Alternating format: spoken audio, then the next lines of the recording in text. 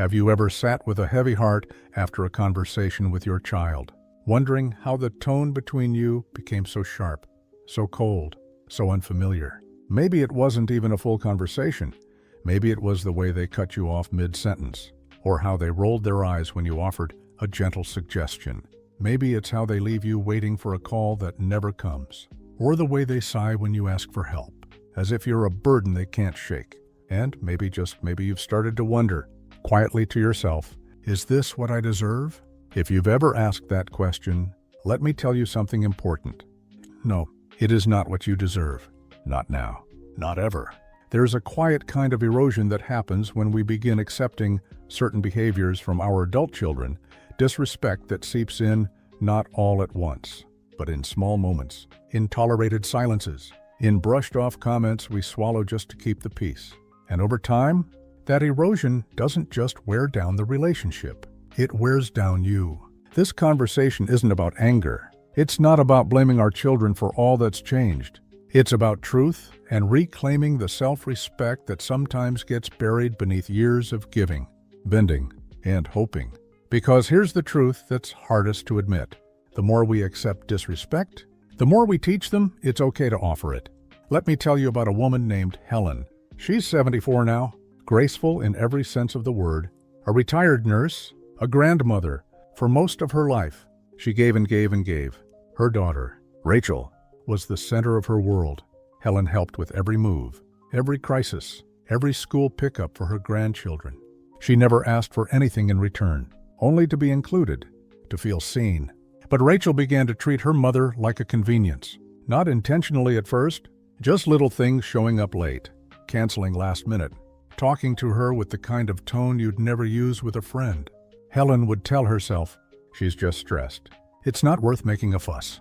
But each time she stayed quiet, a part of her felt smaller, less visible, until one day, Rachel snapped at her over something trivial, the kind of sharp, dismissive tone that made Helen feel like she was 13 again, being scolded for speaking out of turn. And instead of shrinking back, Helen calmly stood up, looked her daughter in the eyes, and said, "Rachel, I love you, but I will not be spoken to like that anymore." It wasn't dramatic, it wasn't loud, but it was firm. And that single sentence began a quiet shift. You see, one of the behaviors we must never accept, no matter how much we love them, is being spoken to with disrespect.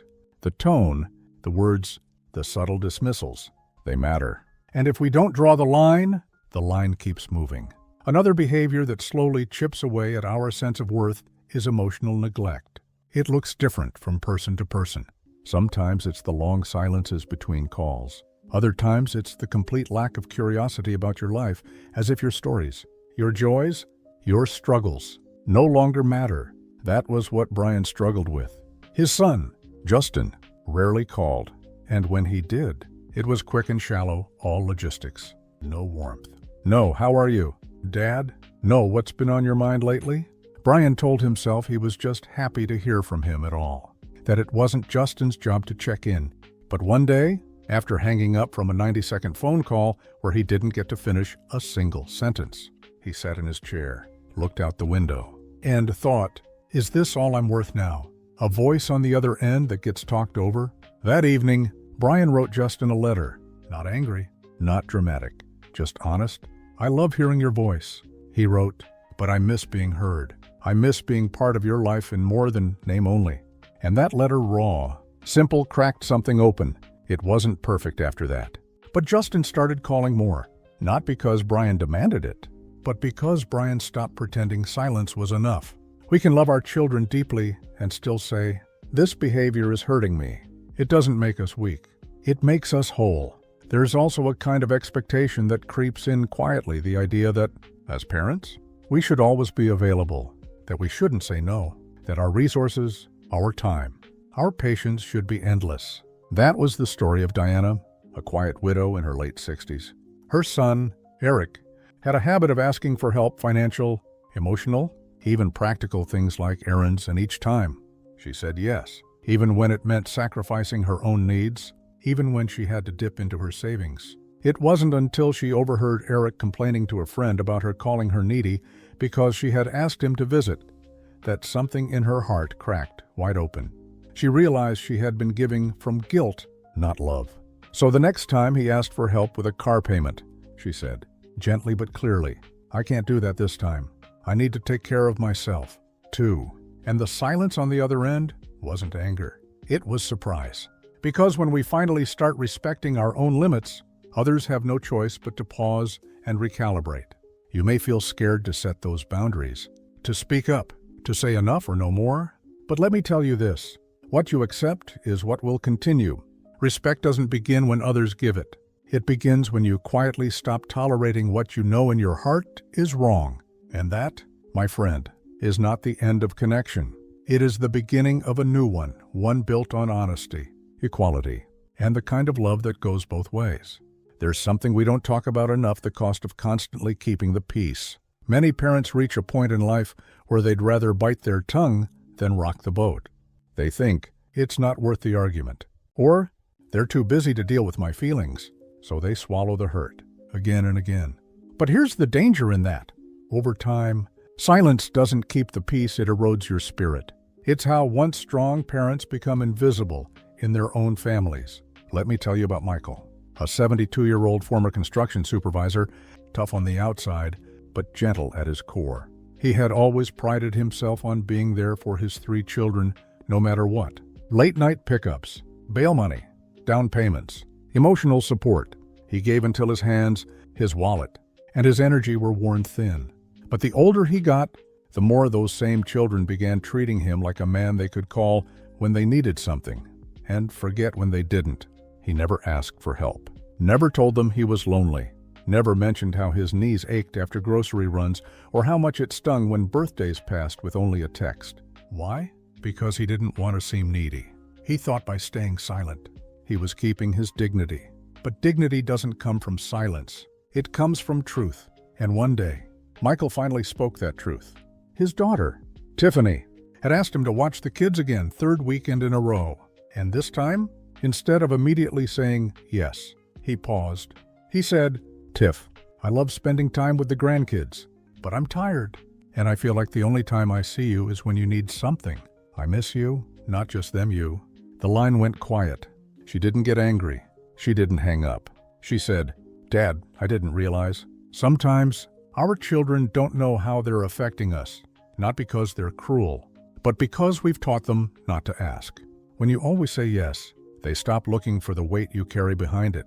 This is why setting quiet boundaries is an act of love, not just for yourself, but for the relationship, because boundaries create clarity, and clarity invites respect. Let's talk about another behavior we often tolerate, but shouldn't. Emotional manipulation. It can look subtle. A guilt trip. A sigh. A reminder of everything you did wrong in the past. A comment like, "You were never there for me," or "You owe me this." Nicole, a retired librarian, had 2 sons. One of them, Jason, often played the wounded child card. Every conversation circled back to some childhood memory, some shortcoming of hers. No matter how much she gave or apologized, it was never enough. She started avoiding certain topics, walking on eggshells, numbing herself to the emotional games, until one day, she looked at her reflection and didn't recognize the woman looking back. She had gone from confident to cautious, kind to contorted, and that day, she did something different. The next time Jason started down that familiar road, she interrupted gently, but firmly. "I know I've made mistakes," she said, "but I will no longer let those mistakes be used as weapons. I am still your mother, and I deserve kindness too." That one sentence changed the dynamic. Not overnight, not completely, but it planted a seed, because when we stop defending ourselves and start declaring our worth, it invites others to step into a different kind of conversation, one rooted in mutual respect. There's also the unspoken assumption, a quiet but dangerous one, that your time and presence are always on their terms. Have you noticed how some adult children expect you to be available on demand, but don't offer the same in return? They call when it's convenient. They ask for help when it suits them. But when you ask for something, a visit, a little company, even a simple chat, suddenly they're too busy, too tired, too distracted. Amber, a warm-hearted woman in her late 60s, knew this pattern too well. Her daughter, Melissa, would pop in when she needed babysitting or a place to crash during marital fights. But when Amber invited her to a small dinner, just the two of them, "No agenda," Melissa said. "Next time." "Mom, I'm really swamped." There was always a next time. That never came. One day, Amber stopped waiting. She joined a garden club, started going to weekly luncheons with friends, and one evening, when Melissa called last minute asking to drop off the kids, Amber said, "I'd love to help, but I have plans." It wasn't said with bitterness, just calm truth. That moment was the beginning of something unexpected. Melissa called back later and said, "Mom, you sound happier lately." To which Amber replied, "I've stopped waiting for you to fill my days. I started filling them myself." And just like that, the dynamic began to shift. When you no longer exist on someone else's terms, you begin to teach them that your time is not just valuable, it's yours. That doesn't make you selfish. It makes you whole. One of the quiet revolutions of later life is realizing you don't need to earn your place in anyone's world, especially not your child's. You earned it already through every sleepless night, every sacrifice, every moment of unconditional love. But now, your presence in their life should come with mutual respect, not as a duty or obligation, but as a relationship between two adults who see each other clearly. And if they don't offer that respect, then it's okay, more than okay, to begin offering it to yourself. Not in anger, not in revenge, but in the quiet power of a person who knows they are no longer required to shrink to be loved. You might not notice it at first, the way everything begins to feel a little lighter. Not because your children changed overnight, or suddenly apologized, or started treating you with perfect kindness. No, the shift starts within. It begins the moment you stop waiting for someone else to respect you, and you begin quietly respecting yourself again. There's a kind of peace that settles in when you stop trying to be everything to everyone. It doesn't mean you love your children any less. It simply means you've stopped proving your love in ways that cost you your dignity. You start doing things because you want to, not because you feel obligated to, not because you're afraid of what might happen if you say no. That shift in energy, it's subtle, but it's powerful. Brandon, a 70-year-old grandfather of 4, had always been the helper. When his son needed a ride to work, he showed up. When his daughter needed help moving house again, he carried the boxes. He showed up every time, even when they didn't say thank you. One day, his back gave out while lifting a box that wasn't even his. He spent a few nights in pain, alone, icing it in silence. When he called to let his daughter know he'd need a little time before helping again, she sighed and said, "Well, what am I supposed to do now?" That moment hit him harder than the injury. It wasn't the lack of concern that stung. It was the realization that somewhere along the way, he had trained them to see him as endlessly available, not as a person with limits, but as a resource. That night, Brandon made a quiet decision to start honoring his own body, his own time, his own life, not with resentment, but with truth. He joined a Tai Chi group. He began attending church gatherings again. He even signed up for a seniors book club at the local library. And when the next "can you help with" request came, he replied with a smile, "I have plans that day." The silence on the other end. It wasn't rejection. It was recalibration. You see, when you begin to live from a place of self-respect, others feel the shift. They may not understand it right away. They may push back a little. But slowly, they begin to realize that the terms have changed. You are no longer a background character in their life. You are the author of your own, and that kind of presence, that kind of grounded energy, it draws respect not because you demand it, but because you embody it. It's like what Melissa once told me. She was in her early 70s and had always played the role of the good mom, never rocked the boat, always smoothed things over. Her adult children rarely asked about her life, but she knew everything about theirs, their struggles, their wins, their day-to-day routines. One evening, she sat at her kitchen table with a cup of tea and realized she couldn't remember the last time anyone asked her how she was. Really asked, not a quick, "You good?" on the way out the door, but a real moment of care. And that realization made her cry, not because she was angry, but because she had been disappearing quietly and no one had noticed. But Melissa didn't stay in that sadness. The next day, she pulled out a journal and wrote one sentence, "I deserve to be known," and that became her quiet motto. She started talking about herself in conversations, not in a forceful way, but in a steady one, She mentioned the book she was reading, the friend she reconnected with, the poem that moved her, the dreams she still had, and slowly, the dynamic began to change. Her children began to see her not just as mom, but as Melissa, and the more she stood in her fullness, the more respect naturally followed. That's the hidden truth so many of us forget. We teach people how to treat us by the way we treat ourselves. If you don't value your own time, they won't either. If you tolerate sarcasm, condescension, or guilt-tripping, they'll keep offering it. But when you begin to live with quiet self-respect, when you speak kindly to yourself, when you say no without apology, when you take up space without guilt, you become a mirror. And those around you either adjust to that reflection or they fall away. And yes, sometimes that falling away hurts. Sometimes setting boundaries creates distance, but that distance is not always a loss. Sometimes it's protection. Sometimes it's clarity. Sometimes it's the space needed for something new and more honest to grow. Because here's what often happens. When your adult children begin to see that you're no longer holding your breath for their approval, they breathe a little deeper, too. They sense that something's different. You're not trying to fix them. You're not trying to earn them.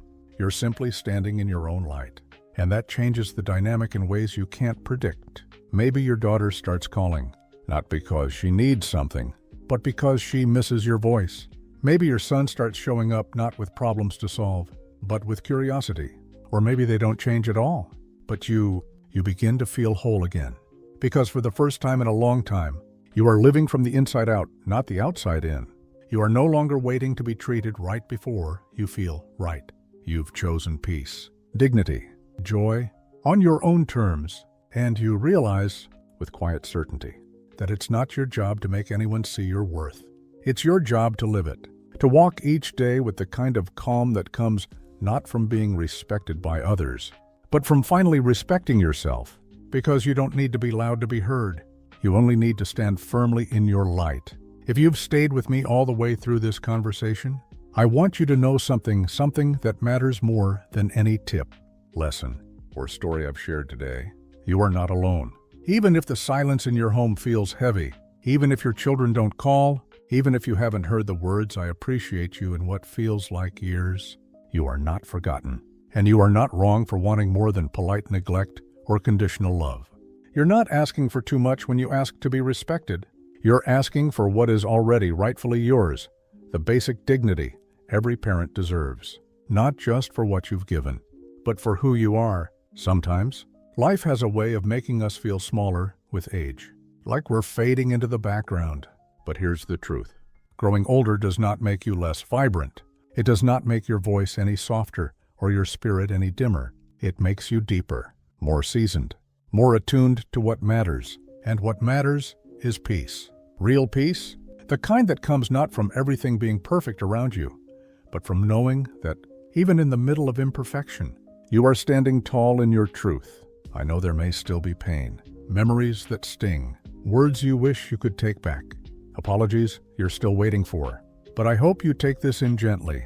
Healing doesn't wait on someone else's timeline. It begins the moment you stop abandoning yourself. You are still here. You still have time to reclaim what's been lost, not from them, but from within. If something you heard today stirred something in your heart, if you found yourself nodding or wiping away a quiet tear, I'd love for you to share your story in the comments below.